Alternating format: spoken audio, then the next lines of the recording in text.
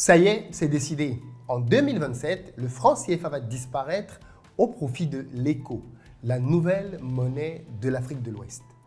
Mais en réalité, est-ce une révolution qui s'annonce ou alors un habillage, un maquillage du franc CFA qu'on va nous servir sous une autre forme? Dans cette vidéo, nous allons en parler en long et en large.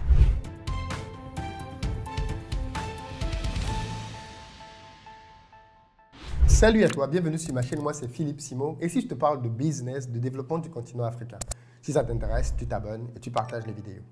Pour ceux d'entre vous qui êtes en Côte d'Ivoire, qui arrivez prochainement à Abidjan, si vous avez besoin d'un véhicule pour vous déplacer, vous nous contactez au numéro qui s'affiche et on mettra à votre disposition pick-up SUV berline en fonction de votre budget. D'ailleurs, en ce moment, nous vous donnons une possibilité d'avoir des promotions sur les tarifs de nos locations.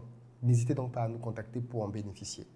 Si vous êtes plutôt à la recherche d'une maison pour vous comme résidence principale ou alors même comme un investissement, sachez que nous construisons plusieurs villas à Bingerville, duplex à partir de 42 millions de francs CFA en gros œuvre. N'hésitez donc pas à venir les visiter, vous avez un numéro de téléphone qui s'affiche. D'ailleurs, désormais, vous pouvez échelonner vos paiements sur 2 ans pour certaines d'entre elles. Si vous ne l'avez pas encore fait, c'est le moment de rejoindre le club privé dans lequel je partage des astuces, des coulisses de mes business que je ne partage pas du tout sur Internet. Il s'agit de l'espace membre qui est un bouton rejoindre à côté du bouton s'abonner. Dans cet espace-là, je vais vous livrer davantage de secrets, de pépites, de coulisses, de chiffres, des activités que je réalise sur le continent africain. Je vais vous partager simplement davantage mon expérience entrepreneuriale. Donc, si vous voulez en apprendre un peu plus sur moi, rendez-vous dans l'espace membre. Et puis si dans le pays dans lequel vous êtes, le bouton rejoindre ne s'affiche pas, ce n'est pas bien grave. Il y a un numéro de téléphone sur lequel vous pouvez nous joindre, notamment si vous êtes en Afrique, et on va vous faire intégrer une plateforme sur laquelle nous allons vous permettre d'avoir l'essentiel du contenu disponible dans l'espace membre aussi. Alors, je veux revenir aujourd'hui sur une annonce importante, la fin du franc CFA en 2027. 2027 est donc une année qui pourrait marquer un tournant historique pour l'Afrique de l'Ouest, parce que cette année-là a été identifiée comme celle au cours de laquelle le franc CFA allait disparaître au profit de l'ECO. Malheureusement, cette transition suscite à la fois de l'espoir, mais aussi beaucoup de doutes. Est-ce que l'ECO sera réellement une monnaie autonome pour les pays de l'Afrique de l'Ouest, leur permettant de pouvoir fortifier leurs économies, ou alors ce sera simplement un feu de paille, un saupoudrage dans lequel on ramènera une fois de plus le franc CFA, mais sous une autre forme. Dans cette vidéo, on va voir ensemble tout ce que tu dois savoir donc sur cette future monnaie. Déjà, il faut savoir que ce projet de créer une monnaie commune appelée ECO est un projet qui date des années 80. En réalité, le but de la création de cette monnaie était de permettre que la zone des 15 pays initialement constitutifs de la CEDEAO puisse disposer d'une monnaie commune qui faciliterait les échanges entre eux. Il ne faut pas oublier que la CEDEAO est composée de pays de la zone francophone ancienne colonie française qui, elles, ont tout en commun le franc CFA. On va parler ici du Mali, de la Côte d'Ivoire, du Burkina, du Sénégal, du Niger, du Togo, du Bénin.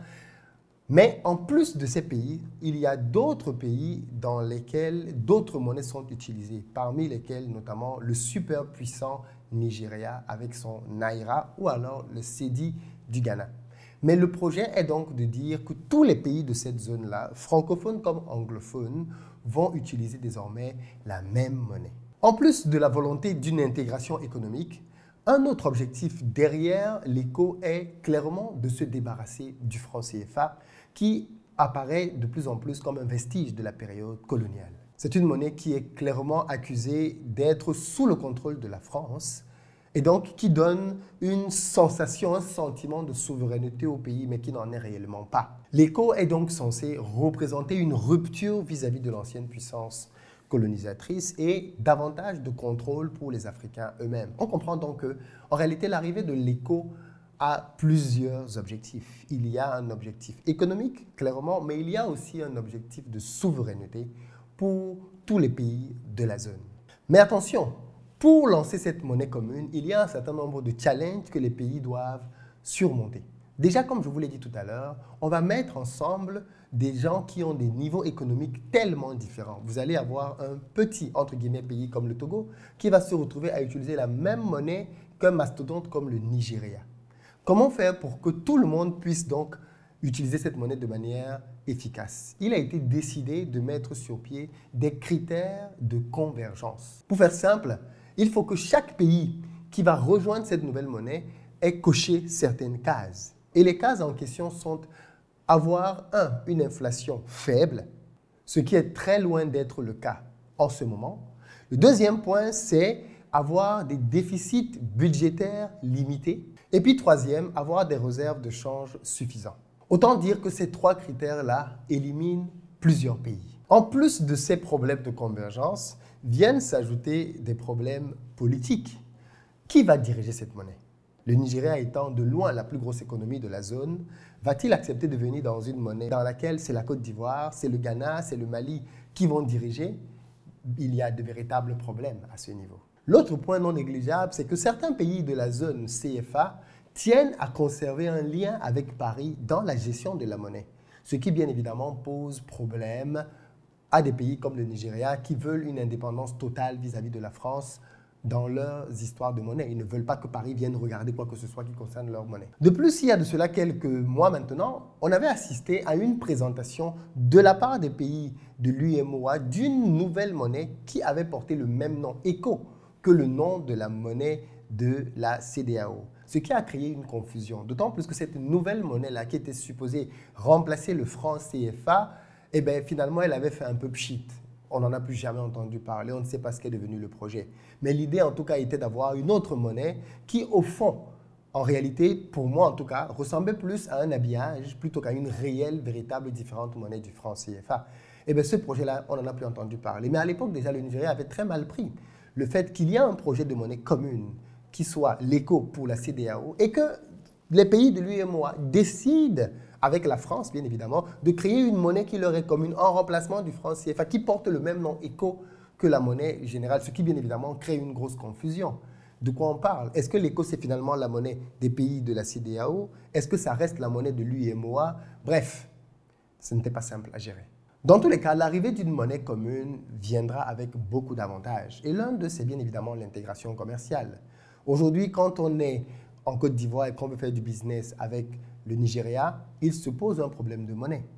Dans l'autre sens aussi, quand on veut aller vers le Ghana. Donc, l'idée ici, c'est d'avoir une monnaie commune qui va permettre à tout le monde de pouvoir facilement faire du business dans la région. Du coup, si Aliko Dangote, par exemple, veut vendre du pétrole au Sénégal, il n'y aura plus de problème de monnaie.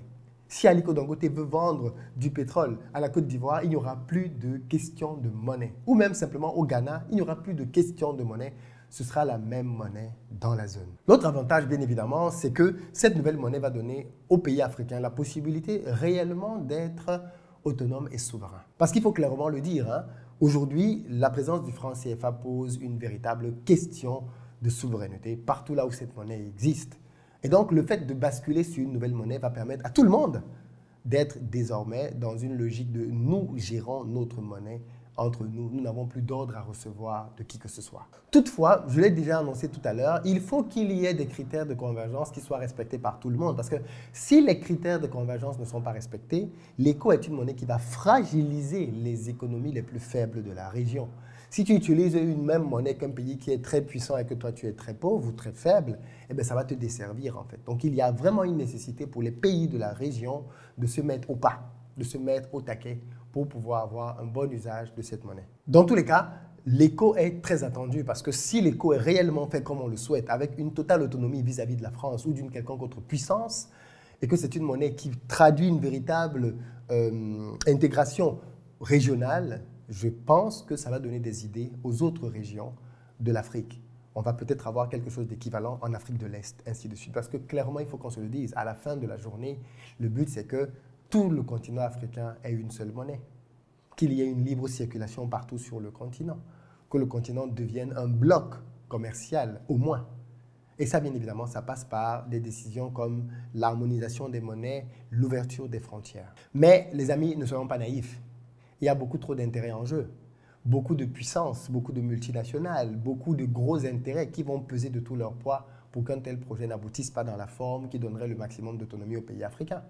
Et comme souvent, il y a forcément de notre côté aussi des gens qui seront tentés par l'appât du gain pour pouvoir gagner eux, à titre personnel, des choses qui vont leur permettre de mieux vivre au détriment de la majorité. On a trop connu ça sur notre continent pour ignorer cela comme réalité, comme possibilité, dans le cas d'un dossier comme celui de la monnaie. 2027, ce n'est plus loin, mais que va représenter donc cette année au final? Est-ce que ça va être une année de libération?